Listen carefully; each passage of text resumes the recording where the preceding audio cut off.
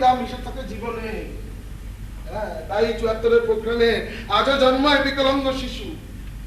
পোখরানটা কিন্তু তুরস্ক থেকে কাছে সাধন। এই ভাব ভবিষ্যতে দাঁড়িয়ে ফুটকা খাচ্ছিস, কে বলতে পারে ওই আলুর ক্ষেতের উপরে হয়ে গেছে পোখরান থেকে আসা মেঘের বৃষ্টি। জাপান থেকে আমরা খেলনা গাড়ি, ঘোড়া, তারপরে ঘড়ি, চকোলেট ছেলেরা তো দিচ্ছি। চাইনিজ ২ নম্বরই মানে ভরে যাচ্ছে দেশটা।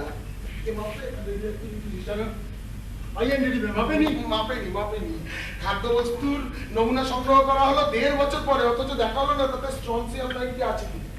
আচ্ছা, এই স্ট্রনসিয়াম 90 জানিস তো দুগ্ধজাত দ্রব্য সবচেয়ে মারাত্মক। মানে ক্যালসিয়ামের সাথে রাসায়নিক সাদৃশ্য আছে বলে মানুষের হাড়ে এসে জল, তা থেকে হাড়ের ক্যান্সার, লিউকোমিয়া বা যে কোনো রকম ক্যান্সার হতে পারে। তা যে আমাদের দেহে গেছেই। কিন্তু আমাদের এ ব্যাপারে আইনের কাজ তুলতে হবে। কনজিউমার্স ফোরাম তো এ ব্যাপারে অনেক কিছু। খাদ্যদ্রব্য কোন দেশ থেকে আসছে সে ব্যাপারে লেভেল 1-এর আবেদনটুকু পর্যন্ত সুপ্রিম কোর্ট খারিজ করে। আমার মনে হচ্ছে কোনো একটা ভুল হচ্ছে। চলো, আমার মনে হচ্ছে যে দেখ, বর্তমান বিশ্বে অ্যাটমিক রিসার্চ খুব জরুরি। যেভাবে কয়লা তাতে বিকল্প পারমাণবিক শক্তি ছাড়া আমাদের কোনো পথ নেই। আর বাঁচালে তো আমাদের সেই ইকুয়েশনটাই বাঁচাবে, ইম্পর্টেন্ট সিস্টেম। পারমাণবিক শক্তি হাতে থাকলে তার টেস্ট হবে না, গ্যারান্টি দিবি তুই? অথবা কোনো থার্ড ওয়ার্ল্ড ওয়ার হবে না বা অ্যাটমিক ওয়ার হবে না, তার গ্যারান্টি দিবি?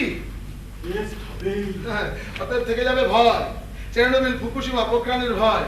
আর চুপি চুপি তোর আমার রক্তে মিশবে ক্যান্সার। আর তার কারণ চেপে যাওয়া হবে, যেমন করে চেরনোবিল দুর্ঘটনার খবর চেপে যেতে চেয়েছিল সোভিয়েত রাশিয়ার সরকার। আর আমাদের চোখ রিয়েলিটির সাথে মগ্ন, মন সিরিয়ালের ঝাপসা, আর দেহ পর্নোগ্রাফিতে রমরম। মানুষ বড় অসহায়। লাল, সবুজ, হলুদ, নীল, কমলা, বেগুনি, যে রাষ্ট্রই থাকো না কেন মরবে, মরবে, সব মরবে। যখন লাল, সবুজ, হলুদ, নীল কোনো পক্ষে থাকা সম্ভব হয় না, তখন শুধু থাকে স্ট্রাগল ফর এক্সিস্টেন্স। সাধন তোকে আমাকে রুখে দাঁড়াতে হবে না। আমরা কি করব? দেখ, মরতে যখন হবে তখন মৃত্যুকে হাতিয়ার করবো। মানে আমি সব ব্যবস্থা করে ফেলেছি, জানিস সাধন। মানে মানে মানুষের একটা ক্লিক বাকি। এই ধর ধর ধর এগুলো এগুলো এগুলো সাইনাইড ক্যাপসুল, তোর একটা আমার। দেখ সাধন, বিজ্ঞানী হিসাবে তোর যথেষ্ট নাম ডাক আছে। তোর কোম্পানির বেস্ট ফিজিসিস্ট, সারা দুনিয়ায় জার্নালে, বিভিন্ন জার্নালে তোর লেখা বেরোয়, তোর ছবি বেরোয়। তুই এইসব কেসে যদি সুইসাইড করিস তাহলে একটা সেন্সেশন হবে। আর সেন্সেশন না হলে এখন পাবলিক কিছু খায় না, জানিস তো। পাবলিক কিছু খায় না, আর মিডিয়াও পেরে না। আমি সবটা লিখে খবরের কাগজে আর টিভি বিবিতে মেল করে দিয়েছি। এখন দুজনে মিলে একটা সুইসাইড নোট লিখবো, জয়েন্টলি লিখবো। এছাড়া আর কোনো প্রতিবাদ আমাদের জানা ছিল না। তারপরে সেটা সবাইকে মেল করে দিয়েছি। তারপরে দুনিয়া জুড়ে প্রতিবাদের ঝড় উঠুক। মরে যাওয়াটা কোনো লড়াই নয়। এই মরে গেলে বেঁচে থাকবি অনন্তকাল। মানে মানুষকে বাঁচাতে গেলে আমাদের বেঁচে থাকতে হবে সাধন। পৃথিবীর বয়সের সমান। এছাড়া আমার এখনো ক্যান্সার হয়নি, আর ক্যান্সার হলেও আমি ফাইট করতে জানি। এই পথ ছাড়া আমি যাবো। সাধন, সাধন ইন্দ্রাণী তোকে খুব ভালোবাসতো, ওর জন্য একটু তুই করতে পারবি না? না, দরকার হলে নিজের বাপের জন্য করতে পারবো না। তুই আমাকে যেতে দিবি? না দেবো না। এই তুই আমার একমাত্র অবলম্বন। ছেলে রাস্তা তুই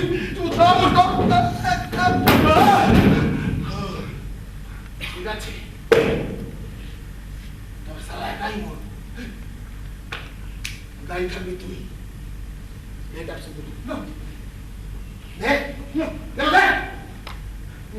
কি ভেবেছিস এছাড়া আর কোনো পথ নেই? ওকে, এবার আমার সুইসাইড নোটটা একটু চেঞ্জ করে দিতে হবে। জাস্ট কয়েকটা লাইন, আমি জাস্ট কয়েকটা লাইন এদিক ওদিক খুললেই ব্যাপারটা অনেকটা সরগড় হয়ে যাবে। এই আমার এই বিকলাঙ্গ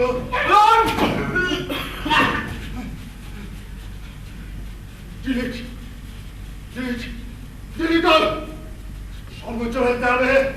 Hiroshima, Nagasaki, Einstein, Bikini, Fuchs, ডিলিট, ডিলিট পোখরান।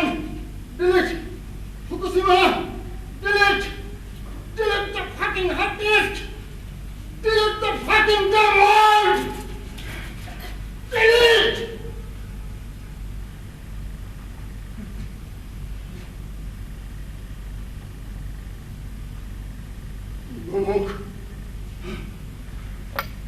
ভালো করে ঘুমলেই সব ঠিক হয়ে যাবে। আপনারা ভয় পাবেন না, শরৎ উন্মাদ হয়ে গেছে, আমি হইনি, আপনারাও হবেন না।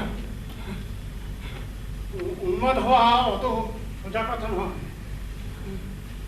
আমরা সকলেই যদি উন্মাদ হতে পারতাম,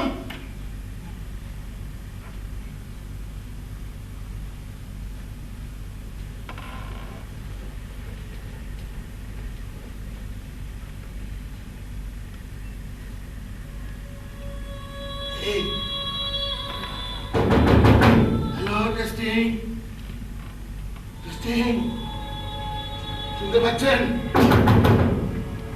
আমার কথা শুনতে পাচ্ছেন? আমি 20 শতাব্দী বলছি, আমি নির্দোষ। আমার এই বিকৃত বিকলাঙ্গ শতাব্দীকে নির্দোষ।